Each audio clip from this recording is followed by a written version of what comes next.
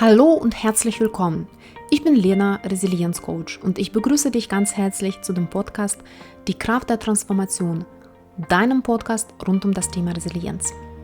Nachdem wir uns in vorherigen Folgen mit dem Thema Resilienz allgemein beschäftigt haben und uns bereits 5 Resilienzsäulen angeschaut haben, geht es heute um die 6. Resilienzsäule, nämlich Akzeptanz.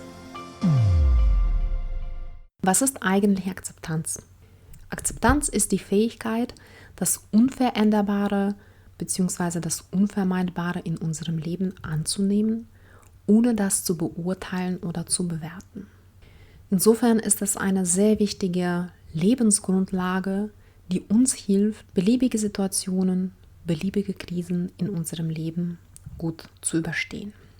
Akzeptanz ist aber auch ein Weg und ein Prozess, der viel Geduld und manchmal auch sehr viel Zeit in Anspruch nimmt, der uns aber hilft, alle Rückschläge in unserem Leben anzunehmen und das auch in unser Leben zu integrieren.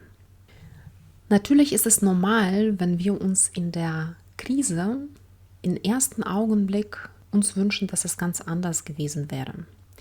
Oder wenn wir solche Gefühle wie Trauer, Wut oder Ängste empfinden, das ist ganz normal. Wir sollen vor diesen Gefühlen nicht weglaufen, sondern es ist wichtig, auch diese Gefühle anzunehmen und zu akzeptieren. Aber es ist auch wichtig, mit der Zeit die Situation so anzunehmen, wie sie ist und nicht sich darüber aufzuregen, zu hadern. Das heißt aber natürlich auch nicht, dass Akzeptieren etwas mit Aufgeben oder mit Resignieren zu tun hat. Auf gar keinen Fall. Das ist eher das Gegenteil davon. Akzeptanz, wenn sie jetzt im Laufe dieses Prozesses dir gelingt, bedeutet letztendlich, dass du Ja sagst. Und zwar Ja zum Leben und zu allem, was das Leben für dich bereithält. Und das ist natürlich auch der erste Schritt zur Veränderung und zur Bewältigung der Situation. Solange wir die Situation nicht akzeptieren, so wie sie ist, haben wir ja oft keine Energie und Ressourcen, uns damit zu beschäftigen, was wir an der Situation verändern können. Insofern ist Akzeptanz essentiell, um den nächsten Schritt zu machen, nämlich den Schritt zur Veränderung, den Schritt zur Lösungsfindung. Bereits der griechische Philosoph Epiktet hat gesagt, es gibt Dinge, die wir verändern können, und es gibt Dinge, die wir nicht verändern können. Und die Kunst besteht tatsächlich darin, uns dann in solchen Situationen auf die Dinge zu fokussieren, die wir verändern können. Und da geht es sehr stark um das Thema auch Lösungsorientierung. Auch eine der Resilienzsäulen, die wir bereits auch schon uns angeschaut haben. Ein sehr bekanntes Zitat von Reinhold Niebuhr bringt das sehr gut auf den Punkt. Gott, gib mir die Gelassenheit, Dinge hinzunehmen, die ich nicht ändern kann, den Mut, Dinge zu verändern, die ich ändern kann, und vor allem die Weisheit, das eine von dem anderen zu unterscheiden. Ich glaube, das bringt sehr gut auf den Punkt, dass wir nicht immer alles verändern können, aber doch einiges. Und wichtig ist es, diese beiden Aspekte zu akzeptieren und auch genau in der Krise zu erkennen, was können wir nicht ändern und was müssen wir dann letztendlich akzeptieren und was können wir ändern. Ich glaube, es gibt sehr wenige Menschen im Leben, wahrscheinlich gehören dazu die buddhistischen Mönche, die das lebenslang und jahrelang praktizieren. Aber ich glaube, den meisten Menschen fällt das wirklich schwer, in jeder Krise von der ersten Minuten an das gelassen akzeptieren, so wie es ist. Es gibt immer so der erste Moment, in dem man tatsächlich so ein bisschen auch gegen die Situation ankämpft. Wichtig ist, dass diese Phase nicht dauerhaft bleibt, sondern in den nächsten konstruktiven Schritt übergeht. Warum ist Akzeptanz nicht so einfach? Und ich kann das auch aus persönlicher Erfahrung sagen, auch uns Menschen auch manchmal schwer fällt. Ich glaube, das hängt damit zusammen, dass wenn wir klare Wünsche oder Vorstellungen haben oder auch klare Ziele, fällt es uns natürlich schwer zu akzeptieren, dass sich die Sachen nicht so entwickeln, wie wir uns das wünschen. Und zum anderen spielt auch noch die Kontrolle auch eine sehr wichtige Rolle. Viele Menschen neigen oft dazu, alles unter Kontrolle zu halten und vergessen dabei sehr oft, dass wir viele Sachen gar nicht kontrollieren können. Natürlich gibt es einiges, was in unserer Macht liegt, meistens unser eigenes Verhalten, unsere Einstellungen, alles, was wir sozusagen als Menschen direkt beeinflussen können. Aber es gibt auch sehr viel von außen, das, was wir gar nicht beeinflussen können, sei es Tod, sei es Krankheit, sei es schlechtes Wetter, was auch immer, also die Umstände, auf die wir schon gar keinen Einfluss haben. Und ich glaube aber dadurch, dass wir oft in der falschen Vorstellung leben, dass wir doch dazu neigen, die Sachen möglichst zu kontrollieren, haben wir oft Angst vor Kontrollverlust. Und in solchen Situationen, wenn wir akzeptieren müssen und das jetzt nicht können, das zeigt uns sehr klar, dass wir da eine Baustelle haben, an der wir arbeiten sollten. Nun, was passiert, wenn man die Situation gar nicht akzeptieren kann? Was sind denn die Folgen von der Nicht-Akzeptanz? Die Folgen sind schwerwiegend. Also zum einen, wenn wir die Situation nicht akzeptieren, dann leiden wir permanent unter dieser Situation, weil wir permanent damit hadern, wir kämpfen, wir leisten Widerstand und jeder Widerstand kostet uns Energie. Und gleichzeitig können wir diese Energie nicht mehr für die Lösung auch anwenden, sondern verwenden sie quasi für dieses Aufregen und für den Widerstand. Insofern bleibt uns eigentlich gar keine Energie übrig, um mit der Situation klarzukommen, um die Veränderung auch anzustoßen. Des Weiteren begeben wir uns oft in die Opferrolle, in der wir auch sehr gerne auch da bleiben.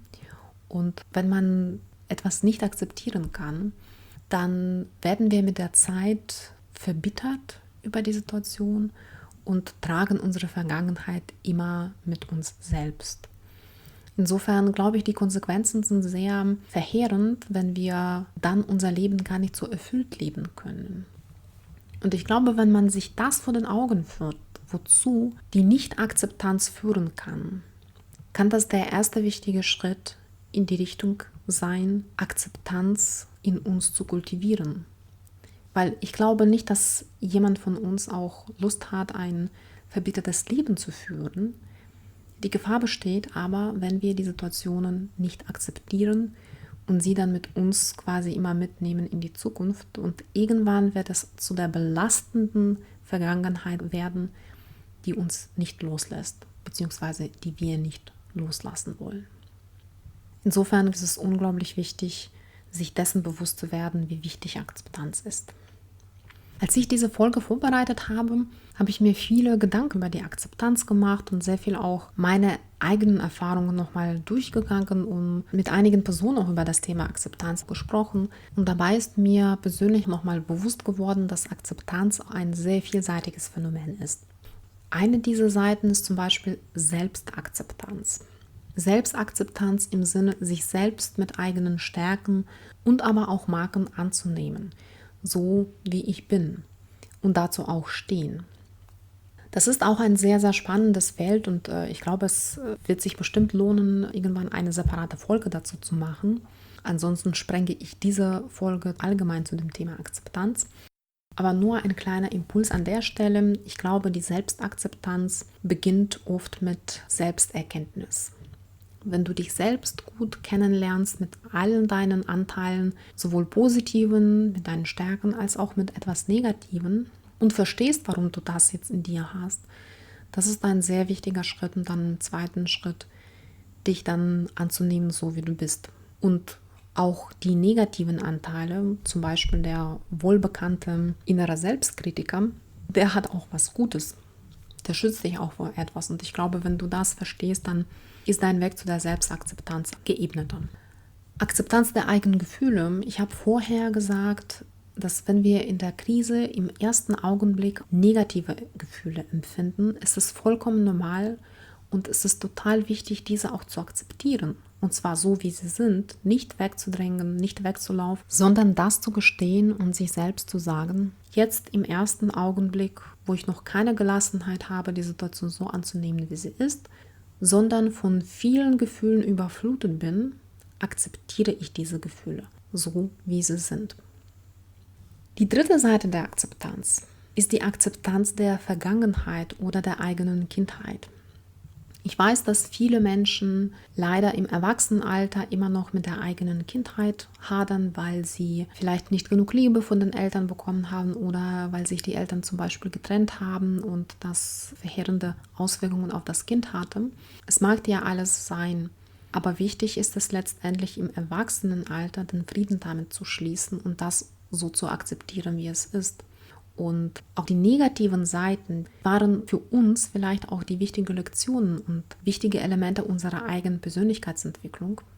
Ich habe mich selbst vor 8 Jahren sehr intensiv mit dem Thema beschäftigt und habe einfach auch so mein Verhältnis zu beiden Elternteilen noch sehr intensiv auch angeschaut und mich damit beschäftigt. Ich hatte nicht so sehr einfache Kindheit, weil meine Eltern auch eine sehr angespannte Beziehung hatten und ich hatte selbst auch ein sehr schwieriges Verhältnis zu meinem Vater, habe aber durch diese Arbeit, durch Bewusstwerden dessen unglaublich viel für mich auch mitgenommen und letztendlich auch den Frieden damit geschlossen. Und ich finde, ganz wichtig ist es zu verstehen, dass unsere Eltern auch ihre Schwierigkeiten in ihrer Kindheit hatten und vielleicht auch nicht die Möglichkeit hatten, später sich damit auseinanderzusetzen, wie wir heutzutage das machen können, weil wir uns viel intensiver mit dem Thema Persönlichkeitsentwicklung beschäftigen, weil es auch viele Bücher dazu gibt und man mit dem Thema auch viel, viel offener umgeht. Und wenn man das versteht und auch versteht, dass auch diese Schwierigkeiten auch in der Kindheit vielleicht auch was Positives waren. Also ich bin meinem Vater bis heute sehr, sehr dankbar für alles, was er getan und nicht getan hat, weil letztendlich hat es mich auch auf das Leben vorbereitet. Insofern nenne ich ihn oft auch als mein bester Lehrer in den Sachen Resilienz. Er hat mich auf die Härte des Lebens auch gut vorbereitet. Also insofern, falls du mit deiner Vergangenheit und mit deiner Kindheit noch nicht im Frieden bist, schau da auch ein bisschen tiefer ein. Das lohnt sich und es lohnt sich sehr, deine Vergangenheit zu akzeptieren. Die 4. Seite, ganz wichtig, die Akzeptanz der anderen Menschen. Ich habe vorher gesagt, dass wir natürlich immer dazu neigen, die Sachen zu kontrollieren, aber wir können eben nicht alles kontrollieren.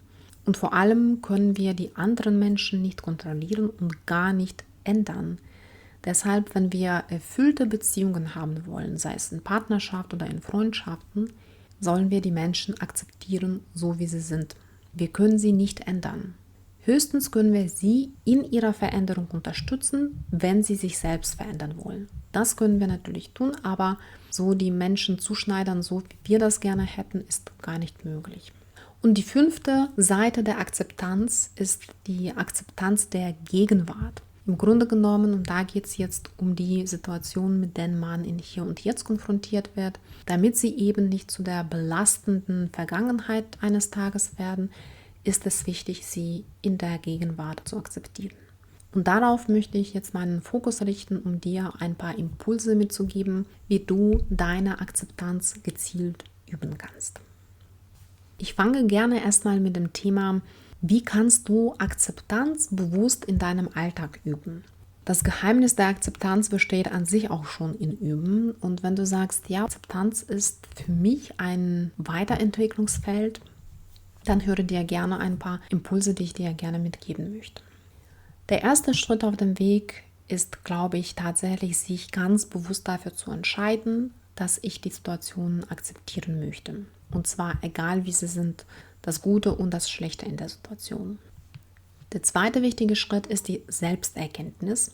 Und zwar analysiere einige Situationen in deinem Leben und frage dich, was fällt dir schwer zu akzeptieren? Und das müssen jetzt nicht sofort die großen Krisen sein, sondern richte deinen Blick tatsächlich auf den Alltag. Es gibt vielleicht auch die Kleinigkeiten im Alltag, die es dir schwer tun. Als Beispiel, du regst dich auf, wenn eine Bahn vor deiner Nase wegfährt. Oder wenn du sehr lange im Stau stehst. Oder wenn die Kinder ungehorsam sind. Oder wenn der Partner schnarcht. Was auch immer. Die Sachen, über die du permanent aufregst und kannst die jetzt einfach nicht so akzeptieren, wie sie sind. Schreibe dir am besten vielleicht diese Sachen auch auf, damit es dir auch nochmal bewusster wird, und was sind die konkreten Beispiele und konkrete Situationen. 3. Erlaube dir Kontrollverlust.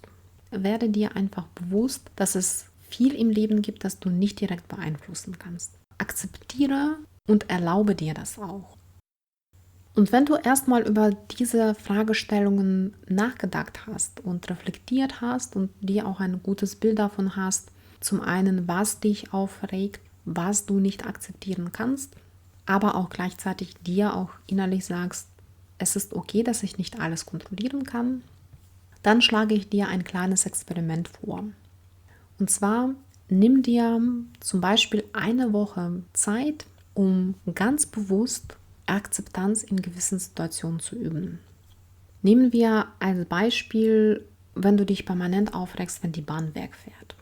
Beobachte dich in dieser Woche ganz genau, wie du auf die Situation reagierst. Und oft, wenn du dir dessen bewusst bist, schon, okay, das ist jetzt mein Trigger, da rege ich mich auf, da kann ich jetzt nicht akzeptieren.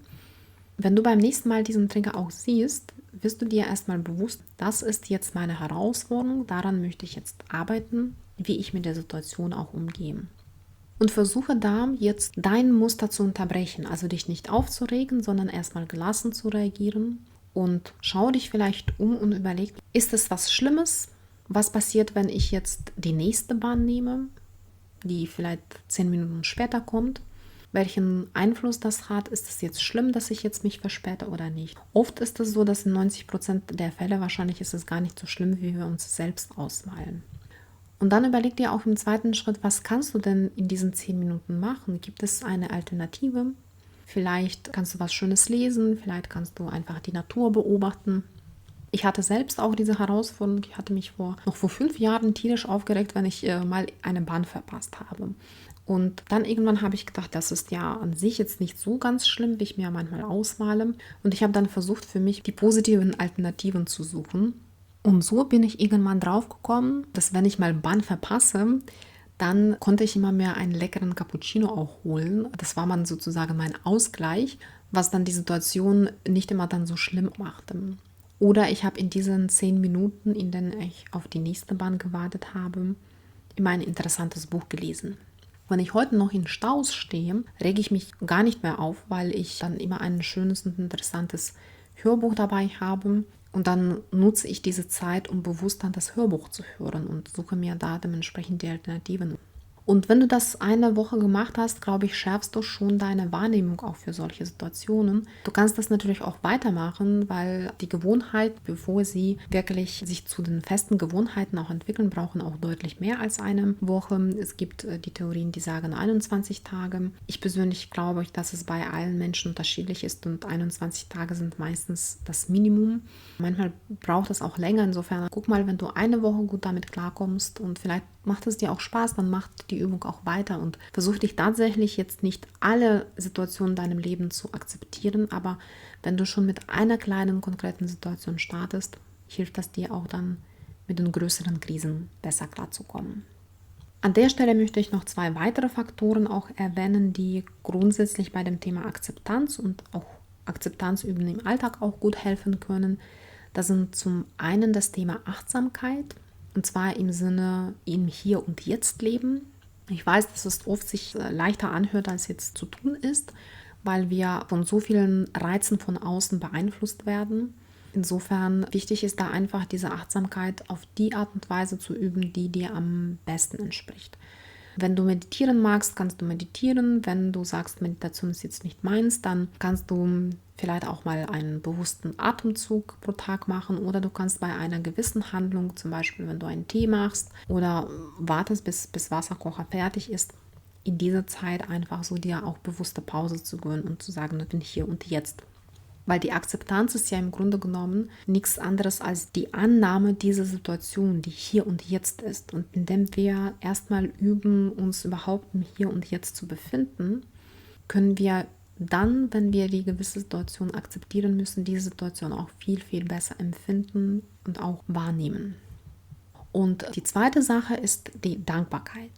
Ich habe über das Thema Dankbarkeit schon sehr ausführlich in der Folge zu Optimismus gesprochen. Insofern kannst du gerne da reinhören, wenn du das noch nicht gehört hast. Grundsätzlich Dankbarkeit hilft uns enorm, auch bei schwierigen Situationen den Blick auf positiven Aspekte zu richten. Und das setzt wiederum die herausfordernden Situationen in ein ganz anderes Verhältnis, was uns dann wiederum hilft, das besser zu akzeptieren. Ich hoffe, diese kleinen Impulse helfen dir und wenn du tatsächlich sagst, Akzeptanz ist etwas, woran ich noch arbeiten möchte, dann probiere tatsächlich mit diesem reflektiven Teil und mit dem experimentellen Teil an deiner Akzeptanz zu arbeiten. Was kann dir jetzt nun helfen, wenn du tatsächlich jetzt in einer Krise oder in einer schwierigen Situation steckst, wo du gar nicht mehr die Möglichkeit hast, dich darauf aktiv vorzubereiten? Dazu möchte ich dir einfach ein paar Impulse mitgeben, die ich selbst auch in meinem Leben auch schon genutzt habe und mir auch enorm geholfen haben. Ich glaube, dass das Allerwichtigste ist, in solchen schwierigen Situationen für dich zu verstehen oder mitzunehmen, dass jede Krise auch eine Möglichkeit ist, zu lernen und zu wachsen. Auch wenn du manchmal die Situation gar nicht in deinem Leben haben möchtest und sagst, auf die Erfahrung konnte ich ruhig verzichten, trotzdem ist es eine gewisse Lektion. Und wenn du das so siehst, hilft das dir, die Situation dementsprechend zu akzeptieren. Zweitens hilft das, um die Situation zu akzeptieren, einen gewissen Sinn dahin zu suchen und hoffentlich zu finden, wenn es möglich ist. Man kann diesen Sinn nicht immer sofort finden, aber es ist wichtig, nach diesem Sinn zu suchen. Zu dem Thema werde ich auch eine separate Folge machen, deshalb gehe ich auch hier noch nicht in die Tiefe darauf ein. Die dritte Sache, die ist unglaublich wichtig aus meiner Perspektive, ist das Vertrauen, und zwar das Vertrauen darauf, dass sich die Sachen so entwickeln, dass es eine positive und sinnvolle Wirkung auf dich hat. Im Grunde genommen so ein Vertrauen, dass das Leben für dich ist und nicht gegen dich ist. Auch wenn es in dem ersten Augenblick gar nicht so vorkommt und wenn man so einen schweren Schicksalsschlag erleidet, dann kann man gar nichts Positives darin sehen und das ist auch nicht schlimm, das ist richtig so. Aber einfach vertrauen, dass irgendwie sich die Situation auch mit der Zeit so entwickeln wird, dass es für dich doch gut ist. Ich glaube, das ist ganz wichtig. Also dieses Vertrauen in das Universum, in das Leben, in den Gott, wer an was auch immer glaubt. Und dazu möchte ich dir eine kleine Geschichte zum Schluss erzählen von einem älteren Mann und dem Pferd. Ein alter Mann lebte zusammen mit seinem einzigen Sohn auf einer kleinen Farm. Er hat ein Pferd, mit dem sie ihre Felder bearbeitet haben. Eines Tages ist das Pferd weggerannt. Und die Dorfbewohner haben gesagt, ach du Armer, was für ein Unglück. Darauf hat der Mann mit einer ruhigen Stimme gesagt, wer weiß, wozu es gut ist. Eine Woche später kam das Pferd zurück und brachte noch weitere wilde Pferde mit. Und das ganze Dorf hat gesagt, ach du Glücklicher, was für ein Glück hast du. Auch dann erwiderte der alte Mann, wer weiß, wozu es gut ist. Ein paar Tage später wollte der Sohn einen der wilden Pferde einreiten. Er wurde aber von dem Pferd abgeworfen und hat sein Bein gebrochen. Die Menschen im Dorf haben gesagt, ach du Armer, was für ein Unglück. Auch dabei ist der alte Mann ruhig geblieben und hat gesagt, wer weiß, wozu es gut ist. Eine Woche später brach ein Krieg mit dem Nachbarland aus und alle jungen Männer mussten in den Krieg einziehen. Der Sohn des alten Mannes konnte aber in den Krieg nicht einziehen, weil sein Bein gebrochen war. Wer weiß, wozu es gut ist. Dieser alte Mann in der Geschichte zeigt die Kunst der Akzeptanz. Nicht zu urteilen, nicht zu sagen, was für ein Glück oder was für Unglück, sondern erstmal zu akzeptieren. Und auch diese Zuversicht, dass es auch etwas daran Gutes ist, auch wenn man das vielleicht in den ersten Augenblick gar nicht sieht. Und wenn man diesen Vertrauen entwickelt, fällt es einem viel einfacher, die Situation zu akzeptieren und im nächsten Schritt da seinen Fokus ganz bewusst auf die Sachen zu richten, die man auch verändern kann. Jetzt bin ich am Ende dieser Folge und fasse nochmal kurz zusammen, was wir heute über das Thema Resilienz besprochen haben. Also Resilienz ist eine sehr wichtige Grundlage im Leben, die uns ermöglicht, die Situation so anzunehmen, wie sie ist. Und Akzeptanz ist auch der erste Schritt zur Veränderung, um unseren Fokus eben auf die Sachen zu richten, die wir ändern können. Akzeptanz ist auch ein Prozess, der Zeit und Geduld braucht. Der lohnt sich aber, weil wenn wir die Situation nicht akzeptieren, laufen wir die Gefahr, permanent mit ihr zu hadern, Widerstand zu leisten, dadurch auch sehr viel Energie zu verlieren und letztendlich auch sehr verbittert zu werden. Akzeptanz ist sehr vielseitig. Es gibt zum Beispiel Selbstakzeptanz, Akzeptanz der eigenen Gefühle, Akzeptanz der eigenen Vergangenheit, Akzeptanz der anderen Menschen und Akzeptanz der Gegenwart. Und in dieser Folge war der Fokus auf die Akzeptanz der Gegenwart. Ich habe dir ein paar Impulse mitgegeben, wie du deine Akzeptanz im Alltäglichen üben kannst. Für die Übung im Alltag frage dich erstmal, welche Situationen fallen dir schwer zu akzeptieren. Und erlaube dir auch, nicht immer alles unter Kontrolle zu halten. Wenn du diese beiden Sachen gemacht hast, lasse dich auf ein Experiment ein, in dem du mindestens eine Woche lang dich genau bei diesen Situationen beobachtest und versuchst, mit mehr Gelassenheit darauf zu reagieren. Vielleicht auch positive Alternativen für deine Verärgerung zu suchen. Wichtig sind auch für das Thema Akzeptanz, Achtsamkeit, Übung der Achtsamkeit und der Dankbarkeit. Und noch ein paar Impulse dazu, wie du dann jetzt in einer konkreten Krisensituation besser deine Akzeptanz zum Ausdruck bringen kannst. Da ist es wichtig, zum einen auf die Krise als auch auf eine Möglichkeit zu schauen, auch daraus was zu lernen und auch zu wachsen. Zweitens ist es wichtig, Sinn in der Krise zu suchen und wenn es möglich auch zu finden, weil das wiederum auch dir ermöglicht, die Krise zu akzeptieren. Drittens, ganz wichtig, Vertrauen darauf, dass das Leben für dich da ist.